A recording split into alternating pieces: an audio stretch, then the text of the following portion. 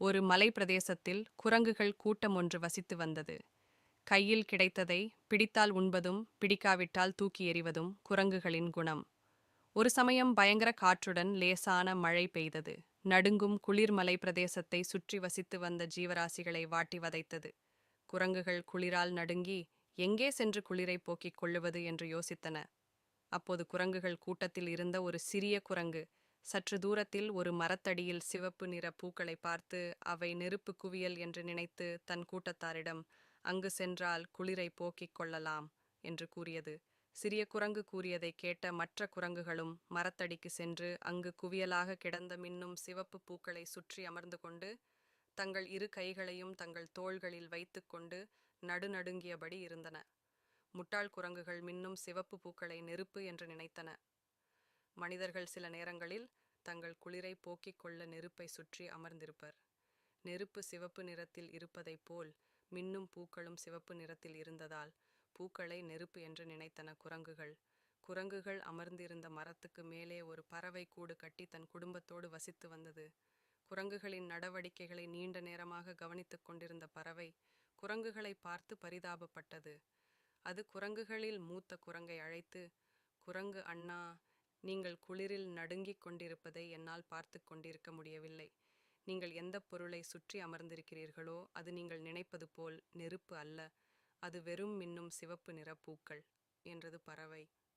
பறவை சொல்வதை தன் காதில் வாங்காத குரங்குகளின் தலைவன் நடுங்கும் உடலோடு பேசாமல் மின்னும் சிவப்பு பூக்கள் முன்னால் உட்கார்ந்து விட்டது. நேரம் ஆக ஆக குளிர் அதிகமாகி குரங்குகளுக்கு நடுக்கமும் உடலில் ஆட்டமும் கண்டது.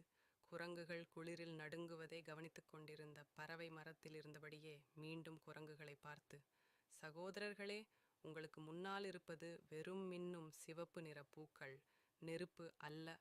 பூக்களிடமிருந்து உங்கள் குளிரை போக்க சூடு கிடைக்காது, வெறும் வாசனைத்தான் கிடைக்கும்.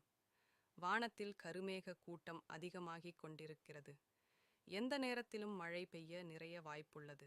நேரத்தை வீணாக்காமல் நீங்கள் தற்போது வசித்து வரும் மலைக்கு அருகில் குகை ஏதாவது தென்பட்டால் அங்கே போய் தங்கிக் கொள்ளுங்கள் என்றது பறவை. பறவை தொடர்ந்து தங்களுக்கு அறிவுரை கூறுவதை கேட்ட குரங்குகள் கூட்டம் கோபம் கொண்டு பறவையை பார்த்து, பறவையே, எங்களுக்கு அறிவுரை கூறுவதை இத்துடன் நிறுத்திக்கொள். உனக்கு 2 கால்கள் மட்டுமே தான் உள்ளது. ஆனால் எங்களுக்கோ 2 கால்களும் 2 கைகளும் உள்ளன. எங்களை காப்பாற்றிக் கொள்ள எங்களுக்கு தெரியும் என்று கூட்டத்தில் இருந்த அத்தனை குரங்குகளும் போட்டி போட்டுக்கொண்டு மாறி மாறி பறவையை ஏளன பார்வையால் அவமானப்படுத்தின. குரங்குகளால் எவ்வளவு அவமானப்பட்டாலும் பறவைக்கு குரங்குகள் மேல் இருந்த அனுதாபம் குறையவில்லை. அது குரங்குகளை பார்த்து வருத்தப்பட்டு கொண்டிருந்தது. இந்த நிமிடமே நிறுத்திக்கொள். நாங்கள் குளிரில் நடுங்கிக் கொண்டிருக்கிறோம். நீ தொடர்ந்து உபதேசம் செய்து கொண்டிருக்கிறாய். எங்கள் வேதனை உனக்கு புரியவில்லை என்று கோபத்தோடு திட்டியது குரங்குகளின் மூத்த குரங்கு. குரங்குகளின் மூத்த குரங்கு திட்டியதை பற்றி சற்றும் கவலைப்படாத பறவை குரங்குகளை சீக்கிரமாக மரத்தடியை விட்டு விரைவில் ஏதாவது ஒரு பாதுகாப்பான இடத்துக்கு செல்லுமாறு நயமாக கூறியது.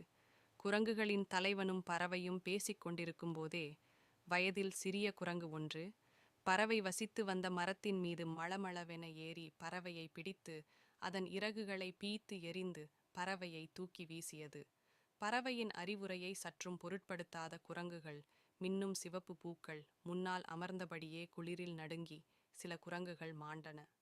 சில குரங்குகள் நோய்வாய்ப்பட்டன. சில குரங்குகள் பறவை சொல்லை கேட்டு மலைக்கு அருகில் இருந்த குகையில் தங்கி உயிர் பிழைத்தன. இறகுகளை இழந்த பறவையும் தன் அறிவுரையை கேட்டு சில குரங்குகளாவது உயிர் பிழைத்ததை எண்ணி மகிழ்ச்சி அடைந்தது.